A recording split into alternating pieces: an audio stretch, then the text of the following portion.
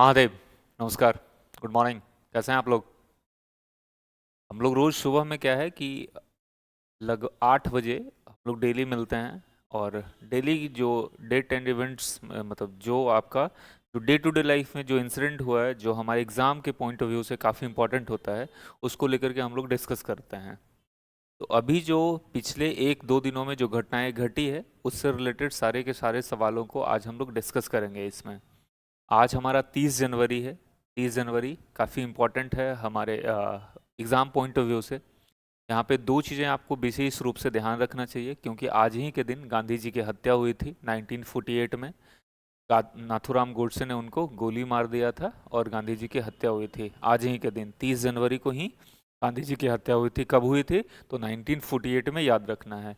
यहाँ से एक चीज़ और ध्यान रखना है। क्या ध्यान रखना है? 30 जनवरी को लेप्रोसी डे भी मनाया जाता है, जिसको हम लोग क्या कहते हैं, कुष्ठ दिवस भी कहते हैं। तो कुष्ठ दिवस भी क्या है, 30 जनवरी को ही मनाया जाता है। ठीक है, तो ये दो क्वेश्चन काफ़ी इंपॉर्टेंट है। क्वेश्चन पे आगे बढ़ने से पहले एक रिक्वेस्ट है, चैनल वगैरह सब्सक्राइब कर लीजिएगा, सो दैट हमारे आने वाले वीडियो का नोटिफिकेशन आपको आसानी से मिलता रहे।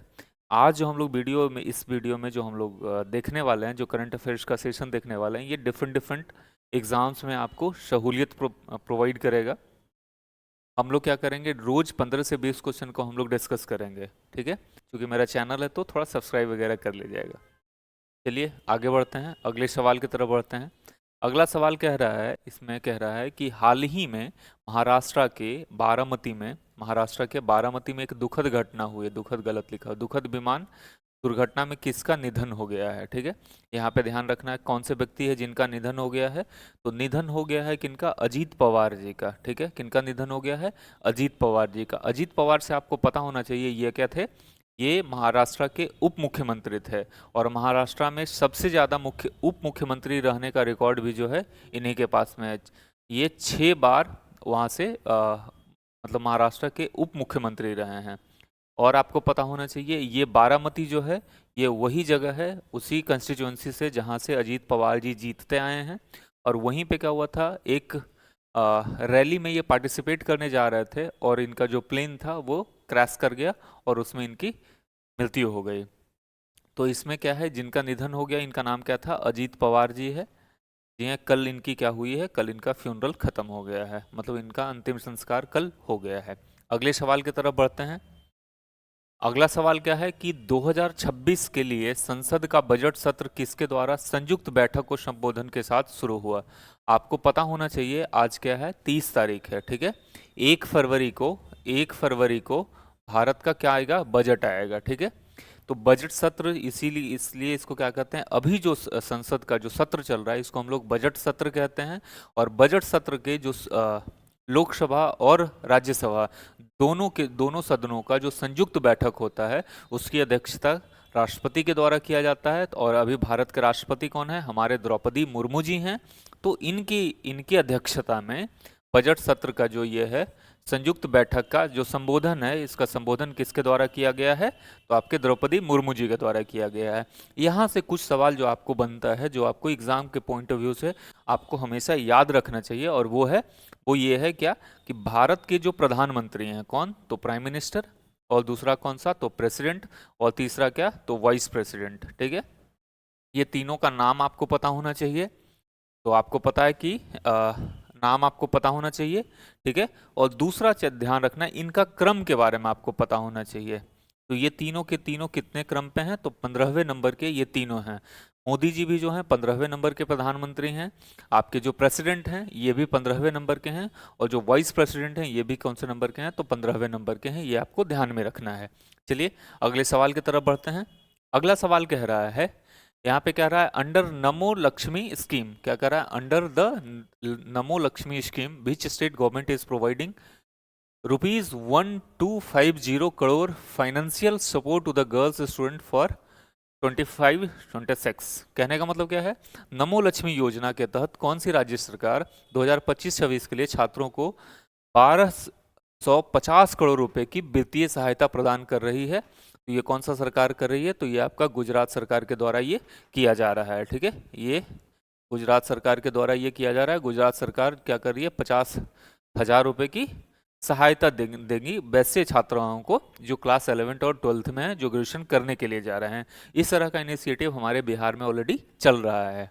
ठीक है, बिहार में पोशाक योजना चल रहा है, साइकिल योजना चल रहा है, उसके बाद आपका क्या चल रहा है, जो pre sorry post matric scholarship चल रहा है, और एक पोस्ट ग्रेजुएशन स्कॉलरशिप चल रहा है।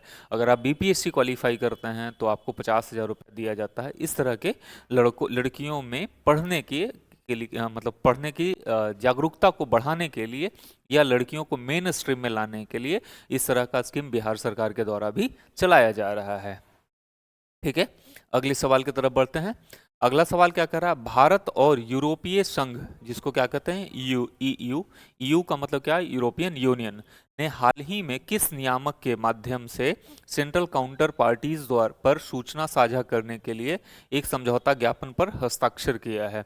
ठीक है, तो सबसे पहले आपको पता होना चाहिए कि सेंट्रल काउंटर पार्टीज क्या होता है। जैसा कि आपको पता है, स्विट्जरलैंड में एक स्विस बैंक है। ठीक है, वहाँ पे बहुत सारे भारतीयों का क्या है, काला धन वहाँ पे जमा है। इसी तरह से जो यूरोपियन यूनियन के बैंकों में अगर किसी भी तरह का कुछ सहायता होगा या भारत को किसी तरह की जानकारी चाहिए होगा या यूरोपियन यूनियन के किसी बैंक वगैरह को किसी तरह की जानकारी चाहिए होगा, तो इसको लेकर के एक एमओयू हुआ है। ठीक है, मोमेंटम ऑफ अंडरटेकिंग इसको कहा जाता है। ठीक है, एक ज्ञापन पे समझौता हुआ है भारत के द्वारा, और भारत का एक संस्था है जिसका नाम क्या है, आरबीआई है, रिजर्व बैंक ऑफ इंडिया। इसके द्वारा क्या हुआ है, इसने क्या किया, यूरोपियन यूनियन के साथ एक समझौता पे हस्ताक्षर करवाया गया है। अगले सवाल की तरफ बढ़ते हैं। अगला सवाल क्या है, किस भारतीय राज्य ने 2026 को कृषि वर्ष घोषित किया है। ठीक है, तो कौन सा राज्य है जो क्या किया है, 2026 को कृषि वर्ष के रूप में घोषित किया गया है। तो ये आपका मध्य प्रदेश के द्वारा घोषित किया गया है।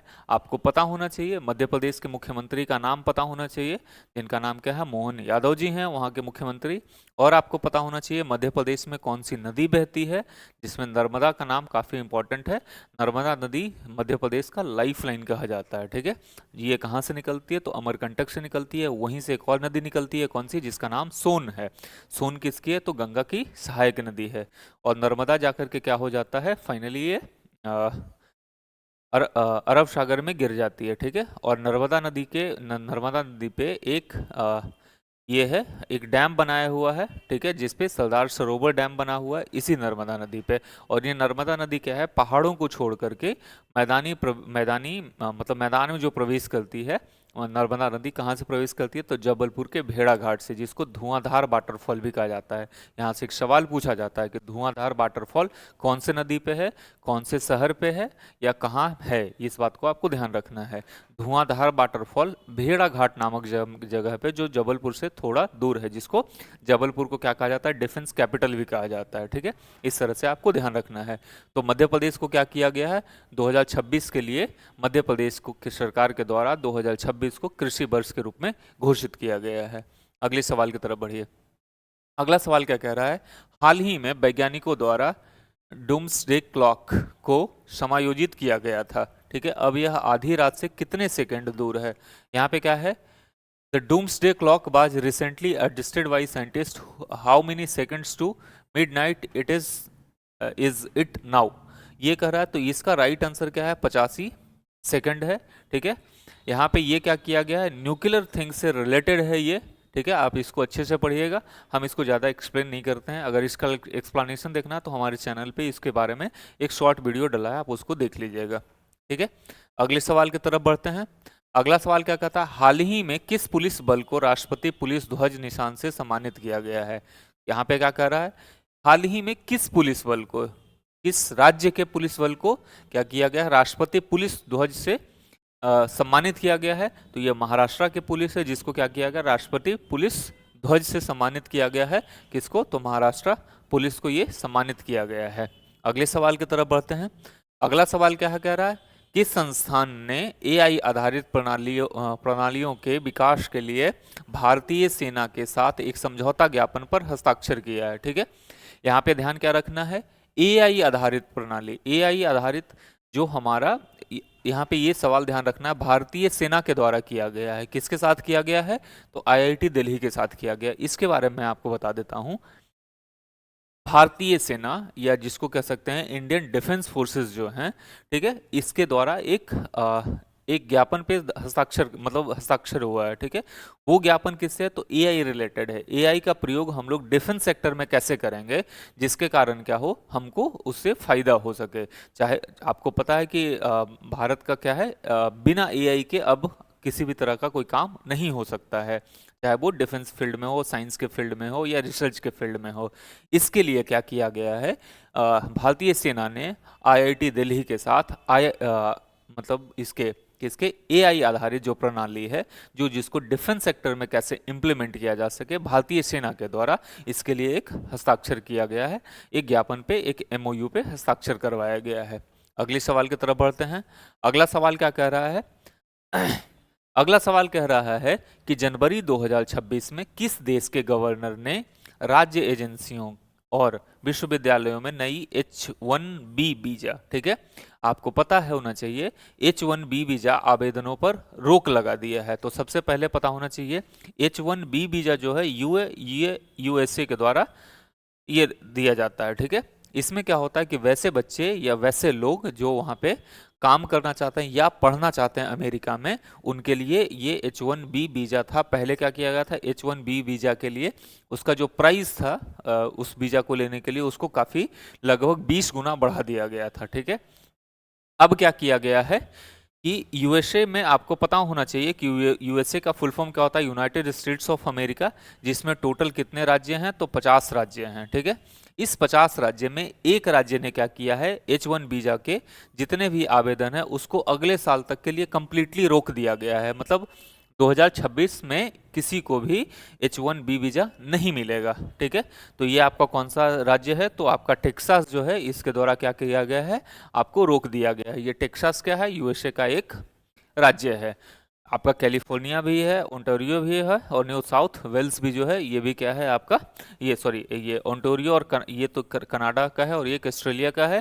कैलिफोर्निया और टेक्सास ये दो क्या है, यूएसए का स्टेट है, ठीक है।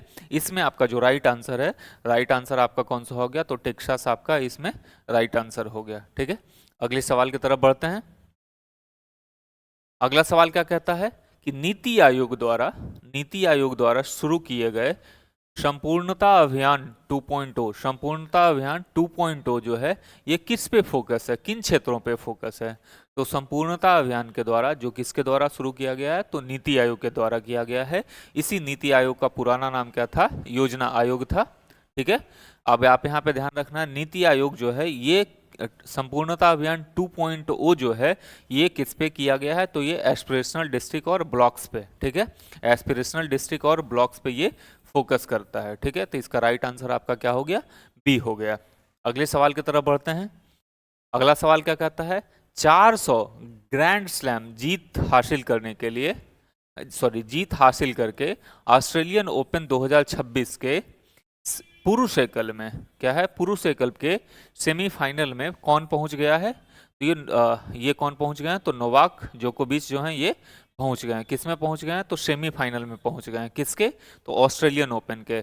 4 ओपन आपको याद रखना होता है, ठीक है। ये इसका भी वीडियो ऑलरेडी चैनल पे पड़ा है, इसके बारे में आप पढ़िएगा। तो ऑस्ट्रेलियन ओपन के सेमीफाइनल में पहुंचने वाले कौन हैं, तो आपके नोवाक जोकोविच हैं, ठीक है। अगले सवाल की तरफ बढ़ते हैं। ये किस टेनिस का ये होता है, ठीक है। अगले सवाल के तरफ बढ़ते हैं। ये क्या है, किस कॉमर्स दिग्गज ने, किस कॉमर्स कंपनी ने या किस कॉमर्स दिग्गज ने ई कॉमर्स का ध्यान रखना है, ठीक है, किस ई कॉमर्स दिग्गज ने जनवरी 2026 के अंत में 16,000 कॉरपोरेट पदों को हटाने का या फिर कॉरपोरेट पदों को छटनी का घोषणा किया गया है। तो ये किसके द्वारा किया गया है, तो आपका अमेजन के द्वारा किया गया है। अमेजन के फाउंडर का नाम क्या है, तो जेफ बेजोस हैं, और ये कहाँ के रहने वाले हैं, तो यूएसए के रहने वाले हैं, ठीक है। अगले सवाल की तरफ बढ़ते हैं। अगला सवाल क्या कहता है, वीआईपी दर्शन के फैसलों के संबंध में हाल ही में वीआईपी दर्शन के फैसलों के संबंध में हाल ही में चर्चा में रहा श्री महाकालेश्वर मंदिर, ठीक है। श्री महाकालेश्वर मंदिर कहाँ स्थित है, ठीक है। तो श्री महाकालेश्वर मंदिर कहाँ आपका स्थित है, तो उज्जैन में है, ठीक है। उज्जैन में महाकालेश्वर का मंदिर है, ये आपको पता होना चाहिए। यहाँ से एक बात और पता होना चाहिए, उज्जैन जो है कौन से नदी के किनारे है, तो ये आपको पता होना चाहिए कौन से नदी पे है, तो क्षिप्रा नदी पे है। कौन से नदी पे है, तो क्षिप्रा नदी पे है, ठीक है। और ये कहाँ है, तो मध्य प्रदेश में है, ठीक है। मध्य प्रदेश के मुख्यमंत्री का नाम आपको पता होना चाहिए, वहाँ के गवर्नर का नाम आपको पता होना चाहिए, ठीक है। यहाँ पे क्या होता है, कुंभ लगता है, ठीक है। यहाँ पे क्या होता है, कुंभ लगता है, ये भी आपको पता होना चाहिए, ठीक है। अभी पिछले साल क्या हुआ है, पिछले साल कुंभ कहाँ लगा था, तो आपका प्रयागराज में लगा था। प्रयागराज में 3 नदियों का संगम है, कहा जाता है यमुना, सरस्वती और गंगा का, ठीक है। अगले सवाल की तरफ बढ़ते हैं। अगला सवाल क्या है, किस टेक कंपनी ने विशेष रूप से लघु और मध्यम उद्यमों, small and medium enterprises, SMES, small and medium enterprises को लक्षित करते हुए एक नया ERP प्लेटफॉर्म लॉन्च किया है, ठीक है। तो कौन सा टेक कंपनी है, तो ये टेक कंपनी क्या है, जोहो है। जोहो आपको पता होना चाहिए, ये इंडिया की कंपनी है, ठीक है। ये क्या है, इंडिया का कंपनी है। और माइक्रोसॉफ्ट को टक्कर देने के लिए जोहो के द्वारा डिफरेंट डिफरेंट तरह का जो भी फैसिलिटी माइक्रोसॉफ्ट के द्वारा प्रोवाइड किया जाता है, वो सारा का सारा फैसिलिटी जोहो के द्वारा प्रोवाइड किया जाता है। और ये कहाँ के रहने वाले हैं, इसके फाउंडर, ये इंडिया के रहने वाले हैं, शायद तमिलनाडु या आंध्रा के रहने वाले हैं, if I am not wrong. मैं शायद कह रहा हूँ, तो ध्यान रखिएगा। अगले सवाल की तरफ बढ़ते हैं। अगला सवाल कह रहा है, भारत वर्तमान में जनवरी 2026 में किस टीम के खिलाफ T20 श्रृंखला खेल रही है। तो ये आपको पता होना चाहिए, भारत किसके खिलाफ T20 श्रृंखला खेल रही है, न्यूजीलैंड के खिलाफ ये खेल रही है। अभी टोटल कितना, 5 ये T20 खेला जाना है न्यूजीलैंड के साथ, जिसमें 4 हो गया है। 4 में 3 भारत ने जीता है, और एक मैच जो कल हुआ था वो कल नहीं, पिछले दिन जो हुआ था वो मैच क्या हुआ है, भारत हार गई है इसमें। और 3 मैच भारत ऑलरेडी जीत के रखी है। उसमें जो तीसरा मैच था, तीसरे मैच में सबसे तेज अर्धशतक लगाने वाले बल्लेबाज कौन बन गए हैं, तो हमारे अभिषेक शर्मा जी बन गए हैं, जो 14 गेंदों में 50 रन उन्होंने पूरा किया। सबसे तेज अर्धशतक लगाने का रिकॉर्ड भारतीय बल्लेबाजों में सबसे ज्यादा किनका है, तो युवराज सिंह का है, ठीक है, जिन्होंने 12 गेंदों में अर्धशतक बनाया था, ठीक है। अगले सवाल की तरफ बढ़ते हैं। अच्छा, इतना ही सवाल है, चलिए अगर आप यहाँ तक पहुँच गए हैं तो थैंक यू, और सब्सक्राइब कर दीजिएगा। जो भी अगर आपको किसी तरह का क्वेरी होगा तो कमेंट कर लीजिएगा, ठीक है। ये हमारा टेलीग्राम और व्हाट्सएप का चैनल है, अगर आप इच्छुक हैं तो आप इससे जुड़ सकते हैं। एक बार फिर से कहते हैं, आप जुड़े ना जुड़े, एक बार विजिट करके जरूर देखिएगा और इसके कंटेंट को देखिएगा, इससे आपको समझ में आएगा कि मैं किस तरह का कंटेंट इस पे डालता रहता हूँ। Thank you, keep watching, keep supporting, Mahadev.